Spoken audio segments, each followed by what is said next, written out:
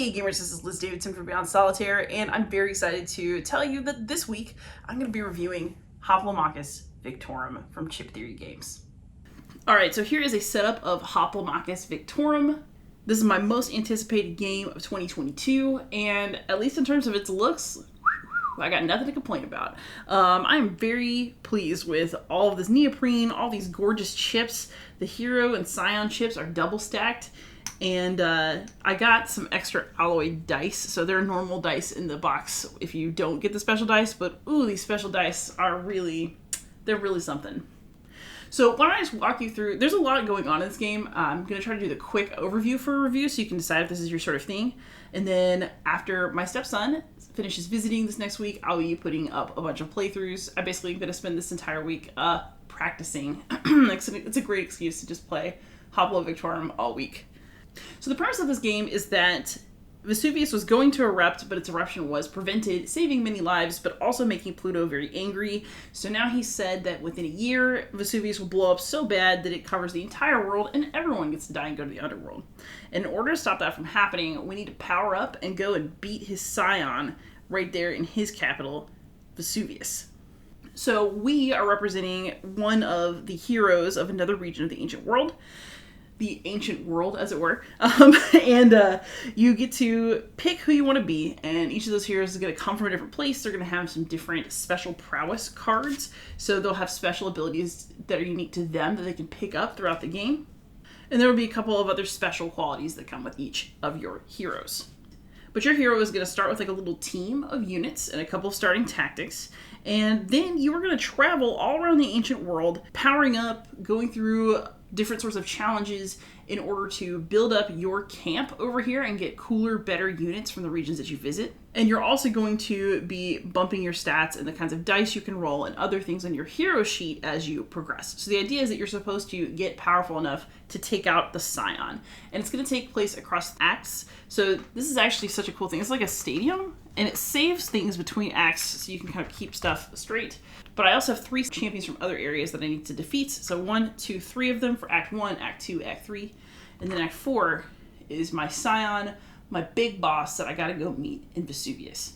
And then here are the chips of everybody from different regions.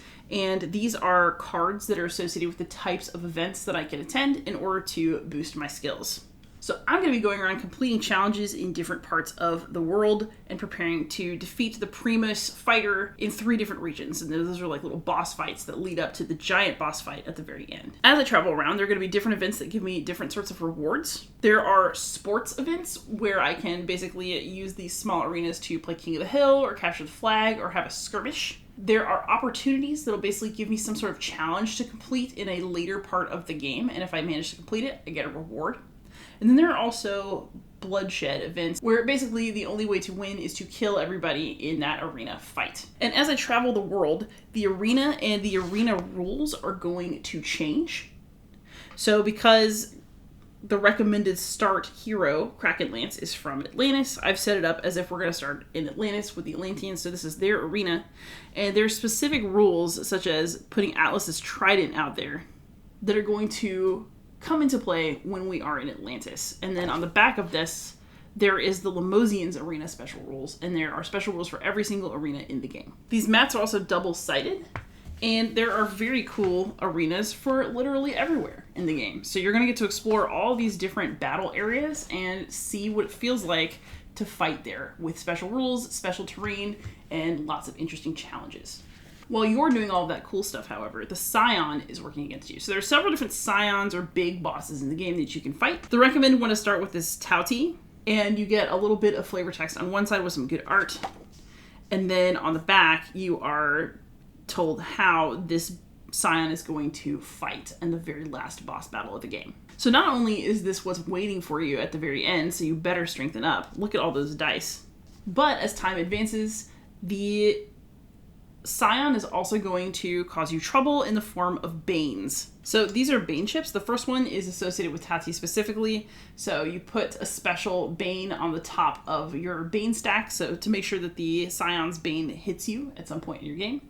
And then you have these other Banes that can be drawn, put into your bag, and that will generally make trouble for you throughout the game. As you are going around doing your stuff, the Scion influence track down here is going to slowly tick up and add more Banes to your bag every few ticks along this path.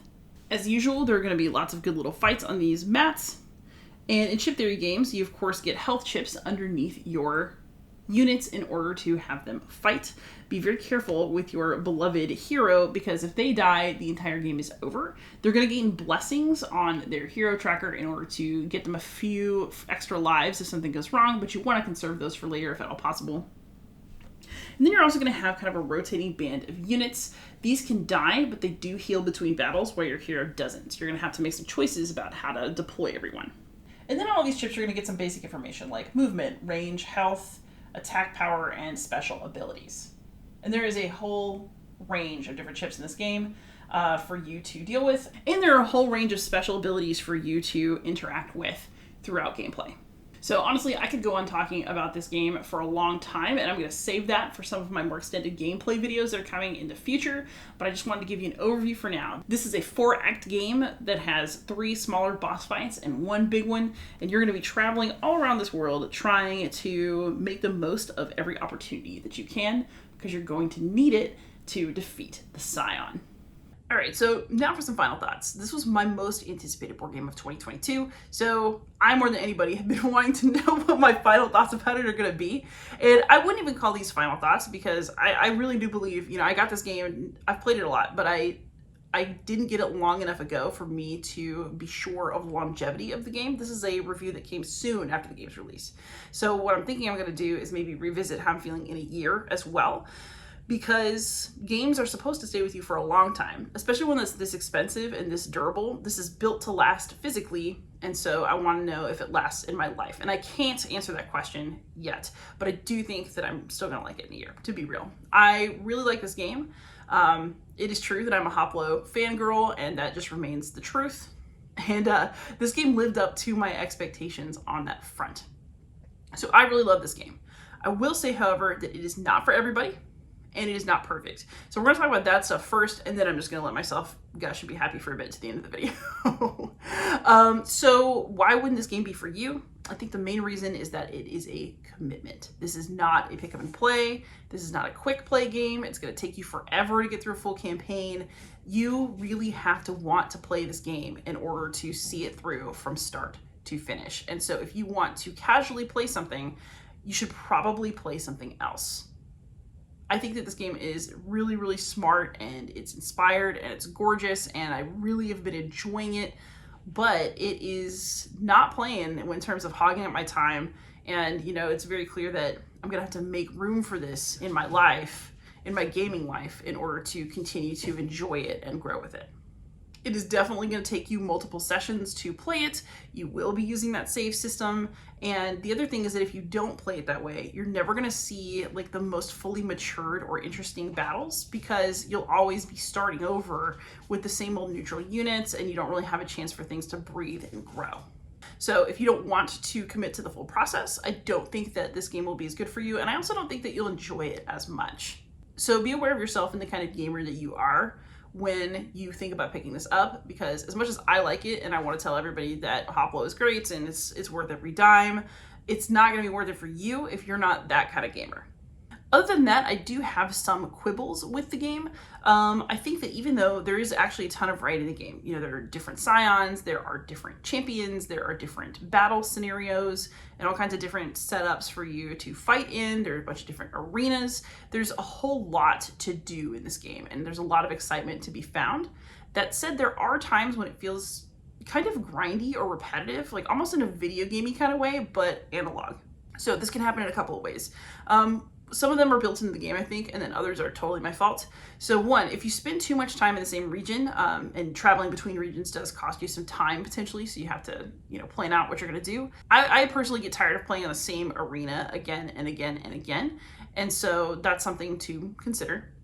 I think that there could have been a little bit more variety in the Bane Chips. So like in Too Many Bones, you get events that go into your event deck that are specific to the Tyrant. And Banes only get one Bane chip, and it goes on the top, so you get it right away, but also that also gives you the highest chance of getting rid of it. So you're gonna see the same like Banes over and over again, And I actually think this is something that could be easily fixed with just new content and expansion. You know, Too Many Bones also had a situation where like the first 3 days of the campaign got old, or people saw the same events too many times because they just played through that deck so much. So it's an easy fix, but right now as the game stands, the Banes are going to get a little bit repetitive. And the last thing is actually my fault. And I'll just admit it, which is that there's definitely certain kinds of events I'm better at than others. And I'll look at the cards and look at my options and I'll think, you know, the game lets you pick and choose what you want to confront. You can see the top of each event type deck. So I absolutely am like, well, I think this is going to be easier for me to do than that one. I like this kind of encounter better. And so I'll just keep cherry picking the same stuff that I like to do the best. And even though that means that I have a better chance of leveling up successfully and not having a stupid problem in my, you know, round on the way to combat the Primus, it also means that I am making my own game more repetitive because I favor what I'm good at. So if that's something that you know about yourself and you have a hard time pushing out of your comfort zone because you want to win and you want to get the reward and you want to do well, be warned, you can accidentally make your game less good by doing that. The only other quibble that I would have with this one is that just like all chip theory games, this is just something that is true of them. I don't really care and I have fun anyway, but if it bothers you, you should know. The rules are actually pretty clear this time. You know, chip theory's had some rule books in the past that were questionable. I actually really like the Victorum rule book.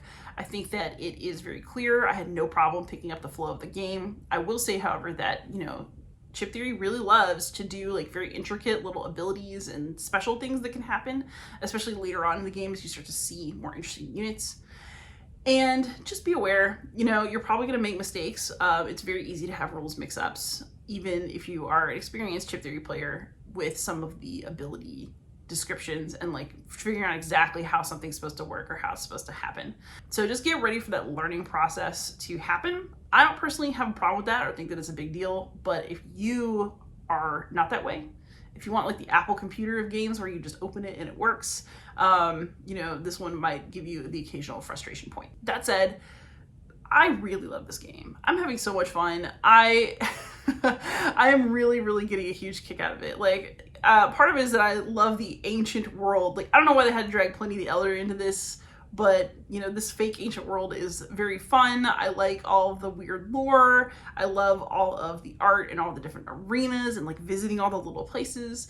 And I really, you know, I mentioned earlier that this is a bit video gamey, but for me, mostly this is a video gamey game in the best way, because I really love to level up and get rewards and like get new powers and try them out. And that's something that I actually said I liked about Mage Knight, which is my favorite game of all time. And it's something that Hoplomachus Victorum gives, which is that sense of becoming more powerful as the game goes by and being able to earn rewards that get you there. So that is something that I really like about this game. I love plotting where to go and thinking about like, okay, like what reward is going to be the best? And, you know, how do I want to get to this first Primus battle? Because, you know, I don't want to get there too soon, but I don't want to, you know, get there too late either, because I don't have to spectate. And like, basically you get punished for not getting places on time. You don't want that.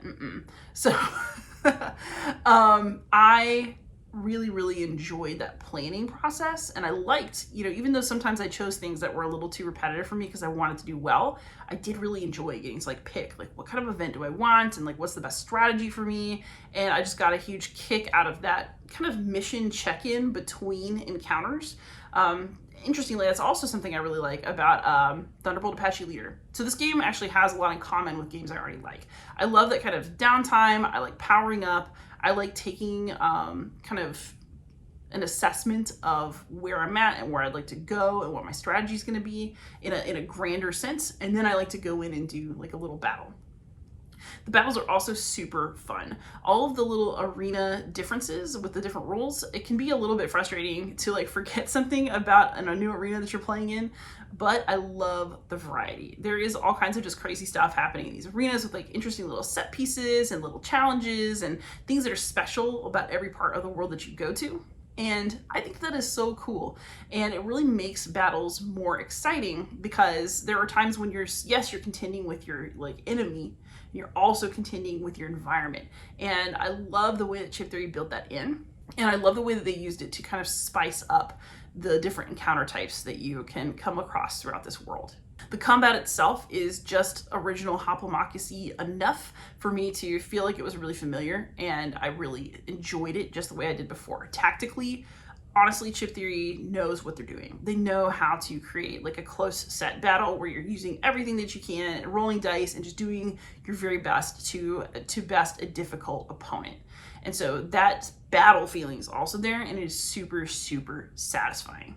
And then by the time you get to those huge pitched battles, they are wild. Like the Scion battles are so big and they're so epic that, you know, by the time it takes a long time to get to them, by the time you do, you're like, yeah, because like your team is super powered up and like they are really scary and there's a lot going on, and you know, it's just a deeply exciting and satisfying experience to play all the way through. There will be moments where you're like, oh man, am I only in Act 2? But then by the time you get to Act 4, you forget all of that because, you know, first of all, you needed that time to build a badass team. And then also, I mean, you're in Act 4. You're fighting a crazy boss. It's wild. So ultimately for me, you know, yes, there are things about this game that some gamers might not like, and things that I would quibble with that I actually think are very easy fixes through expansions, just like little tweaks. But overall, the bones of this game, this is exactly what I wanted in a solo game.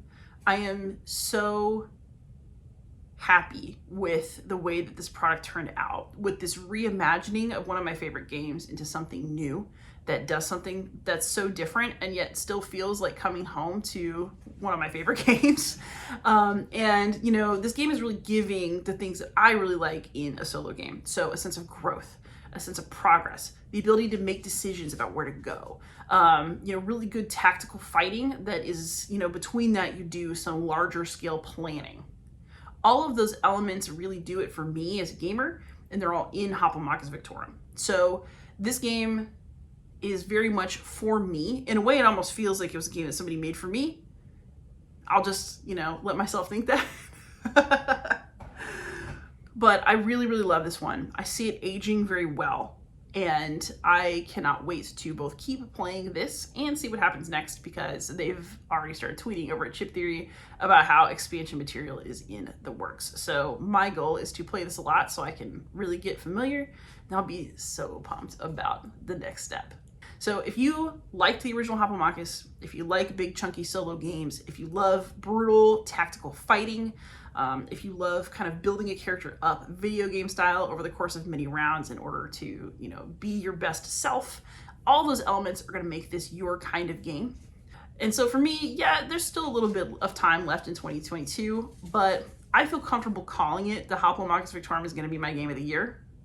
I'd be very surprised if it was unseated by anything at all. And so if you find that my tastes and yours generally align, this is a good one for real. So thank you so much for watching. I really appreciate it. Please like, subscribe, comment, you know, maybe get to my Patreon, and most of all, happy gaming.